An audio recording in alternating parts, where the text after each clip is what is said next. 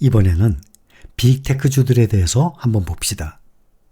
주식시장이 이번에 은행권 위기에 따른 이 공포에서 벗어나면서 빅테크주들에 대한 이 투자가 다시 유망해질 수 있다라는 의견들이 나오고 있습니다. 어제 미국의 경제방송 CNBC 여기서는 빅테크에 대한 월가의 주요 투자은행의 의견을 보도까지 했습니다.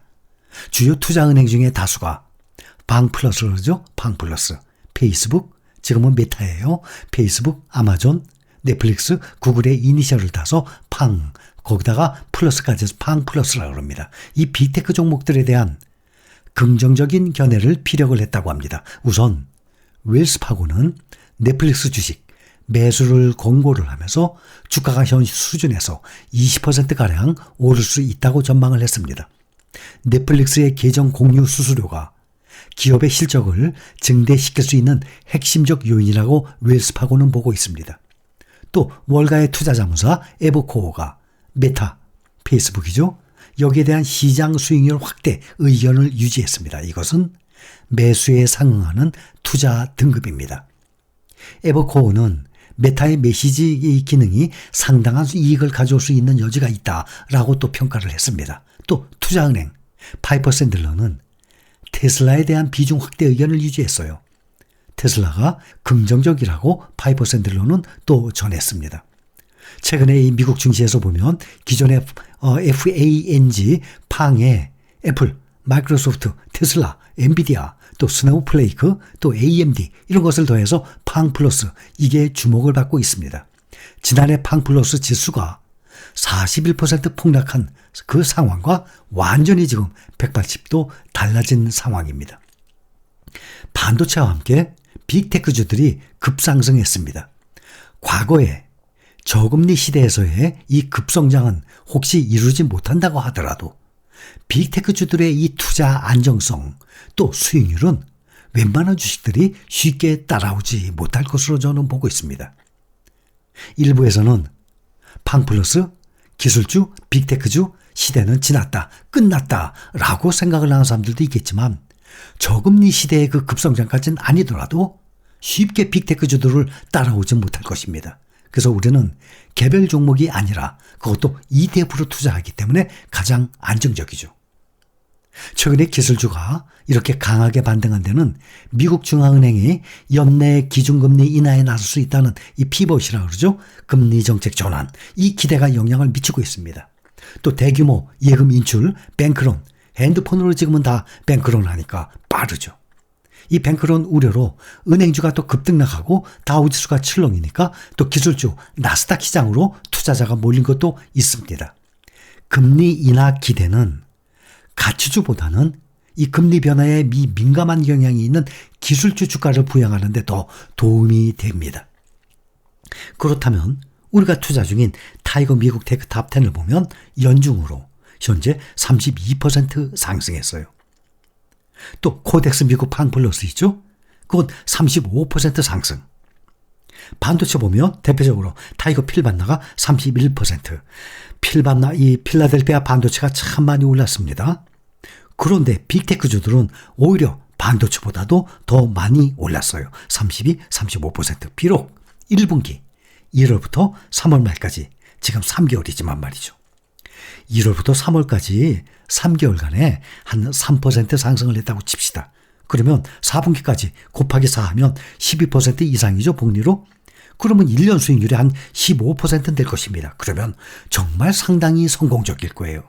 그래서 1월부터 3월까지만 해도 3개월간 3%만 상승해도 성공적인데 지금 그거에 10배의 상승을 보이고 있습니다.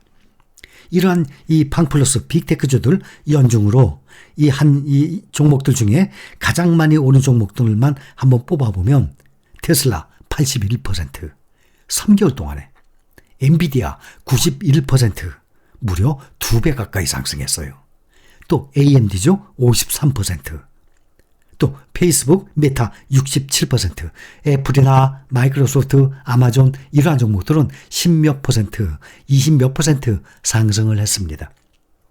빅테크주들 중에 가장 많이 상승한 종목들만 골라서 지금 본 것입니다. 그러면 53%가 가장 적죠. 이 네 종목 중에. 그러면 53%면 얼마입니까? 10,000원이 15,000원. 1억이 1억 5천만 원 됐다는 얘기 아니에요. 3개월 만에. 엔비디아는 거의 2배 가까이 올랐어요. 페이스북, 아마존, 넷플릭스, 구글을 비롯해서 애플, 마이크로소프트, 테슬라, 엔비디아, 스노우플레이크, AMD 이러한 종목들은 우리가 투자 중인 코덱스 미국 팡플러스나 타이거 미국 테크 탑10 내에 들어있는 그러한 비중 구성 종목들입니다. 올해 보면은 팡플러스 인덱스가 지수가 33%나 올랐어요. 가장 많이 올랐습니다.